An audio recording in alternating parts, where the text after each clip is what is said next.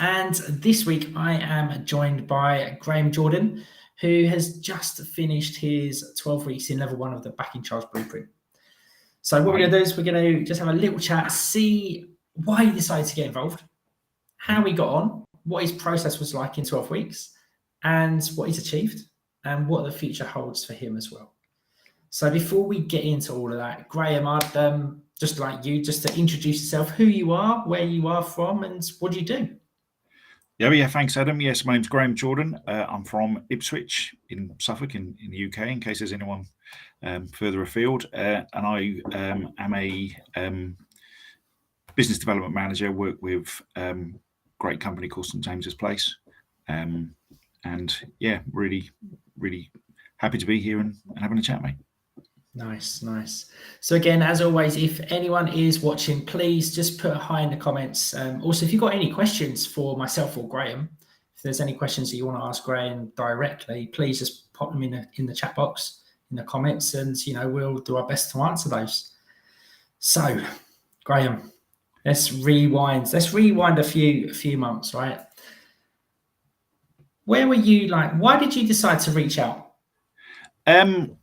There was a couple of things really. Firstly, I mean, this is something, keeping in control of sort of weight, being fit, etc. has always been something I've been, trying to do for a while, and was definitely something in common with, I'm sure, a lot of people that I let go of post COVID. As I think we've discussed, Adam, you have a sort of couple of choices at the start of COVID, which is either get yourself really fit and healthy, or eat and drink your way through the whole shooting match, which is pretty much exactly what I chose to do, and with some aplomb, I would say. So came out the other end of that in not great shape, and probably coupled to that, round about end of March, was given some pretty stark health news. And part of the output of that was that I really needed to change my lifestyle, and it was pretty much within a sort of few days of having that conversation with my consultant that I saw your details pop up on LinkedIn. So it was really, it was just really good timing, frankly. Exactly. That's it. So let's go back to COVID, right? That lockdown era. It's a good few years ago, wasn't it? Yeah. A lot of people are still struggling with the aftermath of it, aren't they? Yeah, I think so. And I think it was, to be really honest with you, we actually were, it sounds, I know it was a really difficult time, but when you look back, it's hard to imagine. We actually quite enjoyed it. We sort of able to sort of sit at home and sort of do sort of, we were really happy sort of home life. So we just decided, we're not going to kind of get too stressed about this. We're just going to sort of plow our way through. But our way of doing that, as I said, was we just sort of enjoyed really good food, and particularly my Achilles heel was enjoy a really good drink. And I think I would say probably in the couple of years or whatever, and obviously I was really lucky that I was able to continue working, but off the back of that, there was probably about 2 days in the whole of COVID that I didn't have a drink, which wasn't the healthiest of life. So 2 days that you didn't have a drink. Yeah. Nothing sort of excessive or anything, but just enjoy just like the odd glass of wine, etc. So yeah, it was it was unhealthy choices, I think, and that's one of the things that I've learned, and we've talked about a lot, is that no one forced me to do that. There was a choice that I made. So that's kind of, and rather than an excuse, it was just a number of just some bad decisions that sort of got meant I was a bit out of shape at the end of it all. Yeah, that's cool. It's like during COVID, that lockdown era, that period, me and Kels absolutely loved it, because where we were, we lived at Aphrodite Hills, it was on a golf resort, holiday resort. There was no one, there was no tourists, and it was bliss, Yeah, so we really enjoyed it. And for us, it was like being on holiday on our private resort. It was great. So again, it's like in the UK as well, it's easy, like you just said. It's just you just go in the flow. Oh yeah, let's have a drink, because you didn't have to get up. It was things that you just went in that moment, right? And Yeah, it's easy for people to do that during that time. Yeah, I think so. Well, it's easy just again, and I know we'll come on to the program, which is all about habits, isn't it? And it's just as easy it's probably easier in a way, until you've got some, good advice to form bad habits than it is to form good habits. And that's really just what we did. Yeah. We didn't really do anything in the way of exercise, and just got no real sort of routine. I was working all the way through, but it was doing this basically, talking to a laptop, and really busy, but you're at home all the time and you don't sort of get out and about or do different things. So yes, that was it. And then and it's probably fair to say, prior to COVID, we've been pretty active and done pretty well with stuff. And that habit of becoming inactive continued post COVID. So obviously, by the time we'd spoke, it was probably 18 months after all the lockdowns and everything, but we were probably still in that kind of trough, I suppose, in terms of activity. Yeah, cool. So we spoke, like we had our initial conversation. Now, Yep. Let's go back to that conversation. Like, before you jumped in, did you have any apprehensions about getting started, in the Back in Charge Blueprint? Like, for example, like you're in Ipswich in Suffolk and I'm in, just south of Gatwick, the distance and it being online. Like, did you have any apprehensions at all? Yeah, definitely. I think that was sort of made me wonder, well, is it, what is it really going to be like? Is it just going to be, right, here's a load of things to do and go off and do them yourself? I think was probably one of my concerns. I think another thing is, I would imagine most people who get to this point where you're doing, a program like this have probably tried before. They've done things either by themselves or in different groups, whatever it might be. And there's always that apprehension of, well, what's going to be different about this one and will it work? Is it doable? Am I going to have to put myself through loads of discomfort? And am I prepared to do that? And to be fair, because of as I said, the situation I was in, particularly with my health, I probably kind of was, but didn't like the sound of that. But the way you positioned it was that it made it sound very kind of achievable. And I suppose the other thing that my other apprehension was, well, yeah, it's great to sort of, because I've done things in the past where you sort of lose weight or get fit in a relatively short period of time, but then, well, now what? And what I particularly found interesting and liked about this was the fact that it was talked to, that sort of 12-week initial felt like the start rather than the start, middle and end, if that makes sense. So that's the bit that really kind of appealed to me.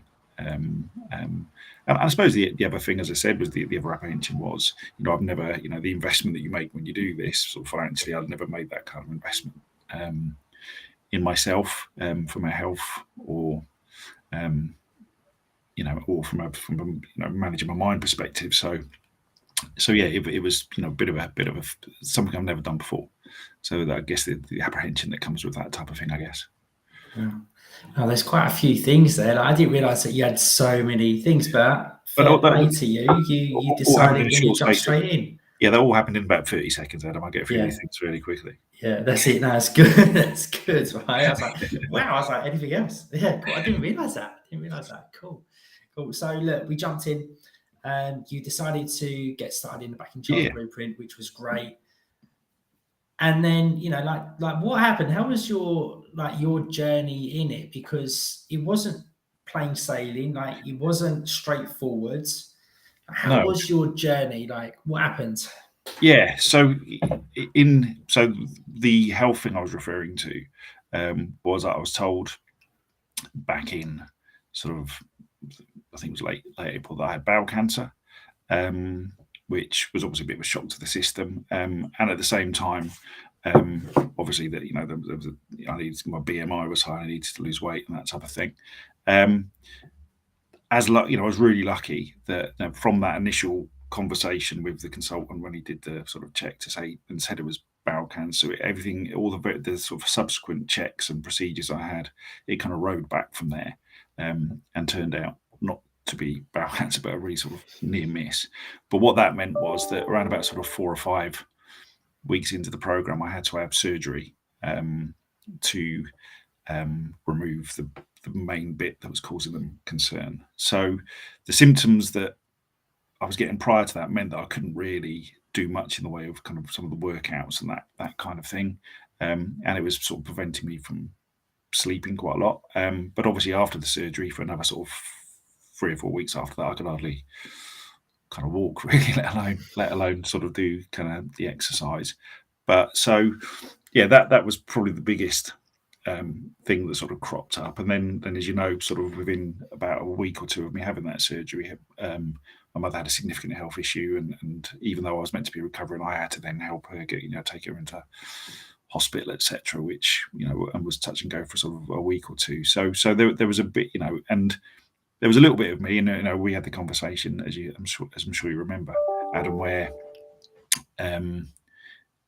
it was, would it be better for me to pause things and sort of, step out of the program for a period of a few weeks so I can get all that out of the way and then start again.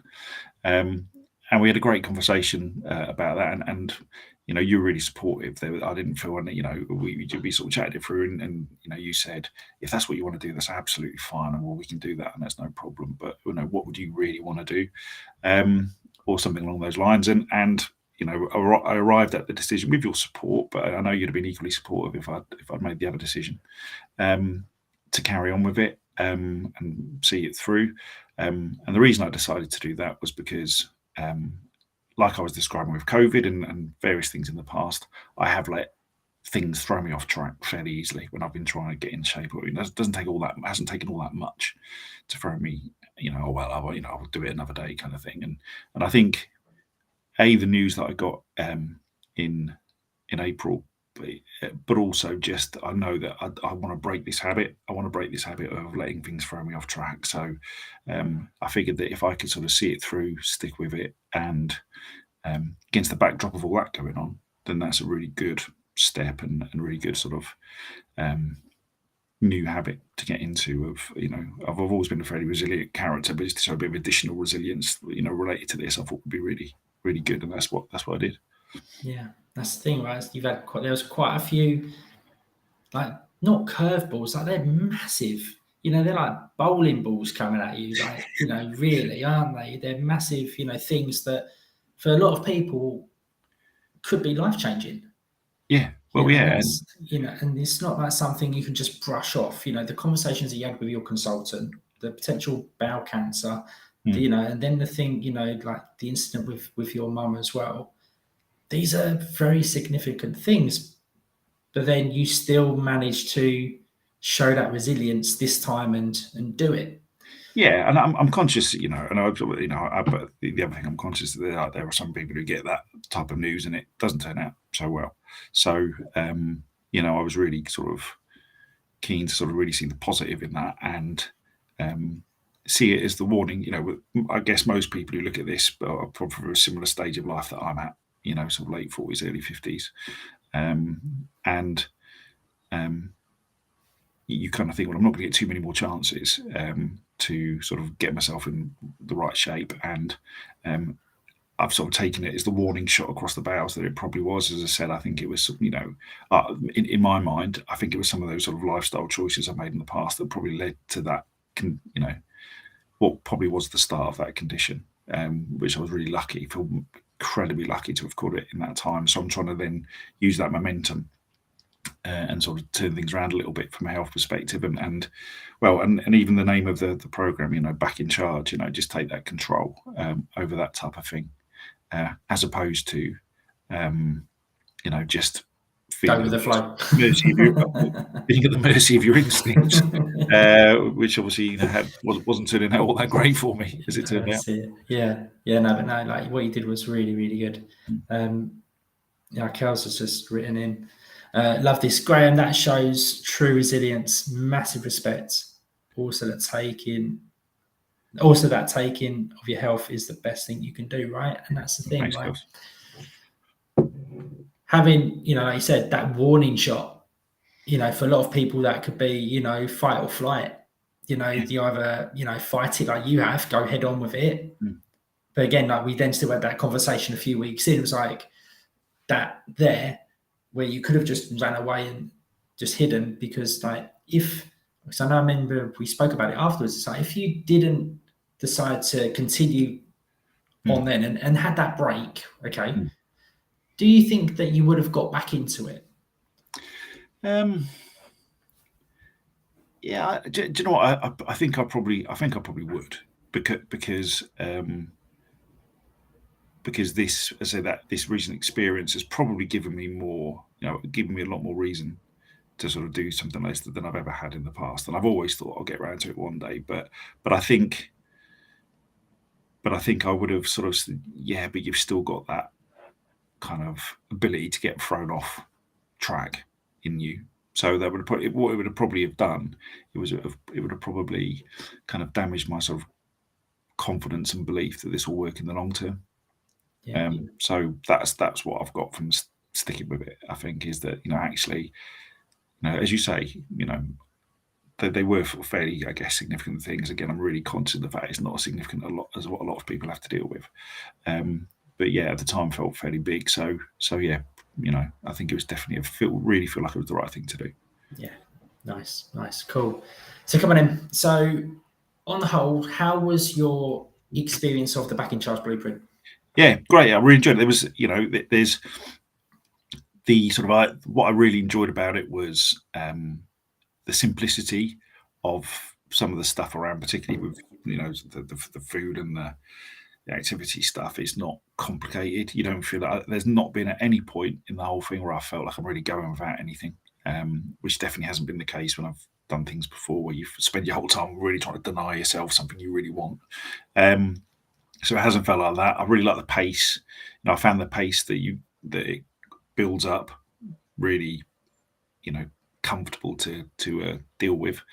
And the other thing I would say is that I've done quite a lot of sort of reading and stuff around mindset and that kind of thing over the years, and it's sort of part of my job. But I found those exercises really useful. There's a lot of stuff in there that some of it's been a really useful reminder of stuff I've done in the past, but some of it's been sort of new.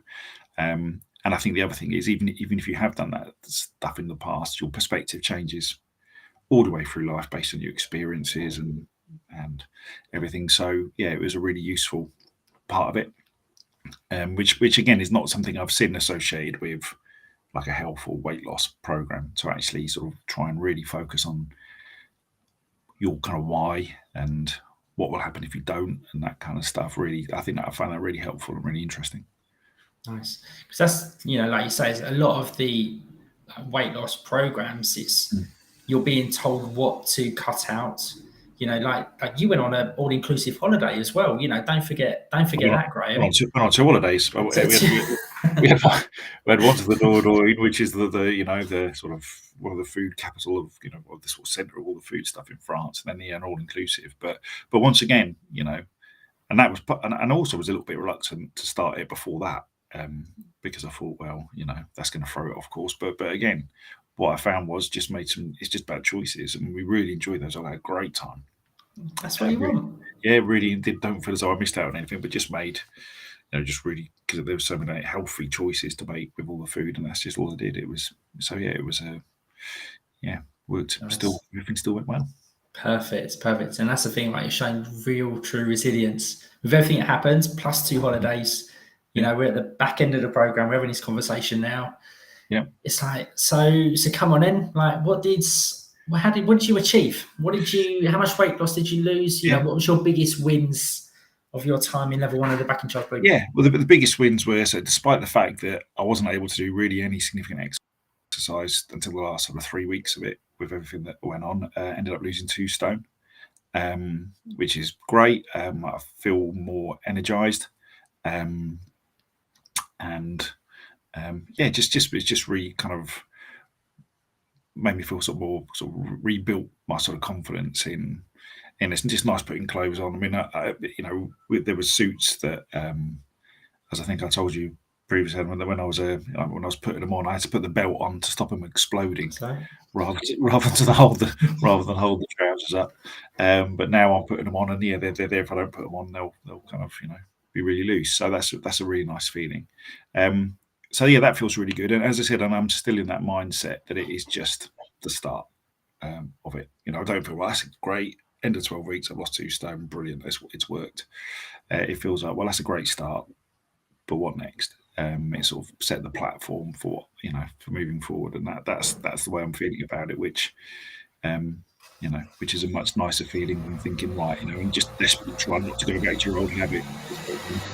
Yeah, that's it. It's like we said, isn't it? It's the 12 weeks inside the Back in Charge Blueprint isn't the start, the middle, and the end, and then you then got to figure out what to do next. It's the continuation for you. Like me and you, like we've got a 1-to-1 day coming up, and then we're going to be spending the next in the next 20 weeks as well together. So Absolutely. it's about getting excited for that, and like what you've achieved over these 12 weeks. Well, what can we achieve in the next 20 weeks together? Yeah, exactly. Yeah, that's which is great, and that's the other thing I like about it is it doesn't feel like it's just about your weight.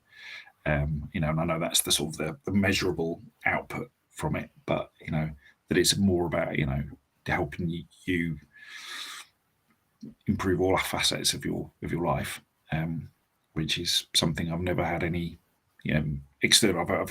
I'm lucky enough to have had some really sort of great sort of mentors, and still have from a work environment, but outside of work, never really had that. So yeah, that's what I'm really enjoying and looking forward to going forward. Yeah. Why do you think that is? Like guys in your industry, they get the support, they get the mentorship, the mentoring inside that industry, like you said. But when it comes to personal life, like why do you think people like men don't get that level of support, even though they can see that they need the support and the mentoring in the work, and they don't question that? Why do you think that is? I don't know. I think it's well, some people do. So some of the guys I work with, they do have kind of coaches and life coaches and that kind of thing. That's fine. I think it's specifically, and I might be wrong here, I might be being old-fashioned, but I think it's in particularly men in Britain. It's just that we've only recently started talking about things like mental health, haven't we? 10 years ago, even 10 years ago, certainly 20 years ago, when I was in my sort of mid-20s, 30s, you would never talk about mental health. You would just get on with it. And so I think there is still a little bit of an overhang from that culture. I think from my perspective, it's always, well, I'm doing myself. You always sort of think, I'm pretty, as we've said, resilient. I'm sort of pretty, I can go out there and find it for myself. And I think that kind of works up to a point if you're sort of that sort of person. But I think but then we've all got and we probably don't really, if you do it by yourself, you don't want to see your real weaknesses, the traits that probably do hold you back from this kind of thing. And that's really what I've probably taken this plunge is you probably need someone to point out the stuff about you that you don't really want to know or want to see if you really want to progress. And again, that's for me, I think that's probably the reason is people just don't want to see that. And I think there is, particularly for people at my stage of life, it's just a cultural overhang. Cool. So what would you say to like anyone that's watching this, that's, they know that they want to lose some weight, they want to get started, like they've probably tried things in the past, not had that success in it. They've always found that to be yo-yoing with it. What would you say to someone that's watching this, considering, get in contact about the Back in Charge Blueprint, without just saying, just do it? What would you say to that person if you could have a conversation with that person? I would say either pick up the phone or get in touch and just ask the questions that are specific to you, because everyone have their own reasons for not doing it, or on their own experiences when they've tried stuff in the past. And I think what I like about this is that, even though there's a process, the conversations, because there is that one-to-one conversation that we have with you, and I know there's group elements to it as well, that there will be something in there that might well appeal to you and might be different to you. For me, that this has been very different to anything I've done previously, and has just really suited what I felt I needed at that time. So, there is nothing to lose. So that first conversation we had, about half an hour or so, wasn't on the phone, didn't cost a penny. So don't be put off if you've tried it before and it hasn't worked, because this is, from my perspective, is different enough to be well worth looking into. would be my advice. Cool. Nice. So Graham, is there anything else you'd like to share, that you'd like to say? No, other than as I've said before, I don't want to come across as some kind of sob story, because there's an awful lot of people get an awful lot worse news than I had recently. But my advice would be, don't wait until you're told that before you try and do something about it. I feel incredibly lucky to be in the position that I'm in and had the outcome I'm in. But that for a short period of time, luckily enough as it turned out, touch wood, changed our whole life for that period of time. And sometimes you don't wait till you have the conversation that changes your life before you try and take control of your own health. Massive. Isn't it? That's very powerful, isn't it? Because that's the thing. A lot of people wait for that moment to then make a decision. They know that they need to be making better choices, but they go, "Oh, everything's all right at the minute," and then it's I'll do it one day. Well, you'll do it one day. That was me. Yeah. I'll do it one day. But when you get to your early 50s, how many more one days have you got? Exactly. So that was my thought process. Nice one. Well, Graham, thank you so much for coming on. Thank you for coming on and having a chat about your time and your experience and your story about why you decided to get involved. But you should be really proud. Lucy should be proud as well. Yeah. I think. Yeah, and thank you, mate. Thank you for everything. I've really enjoyed it, and still really looking forward to our future work together. That's it. Cool. So if anyone is watching and they would like to know more about the Back in Charge Blueprint, please, I've broken it down into a nice simple format for you, so you can get a little bit of an understanding of it and what it's all about.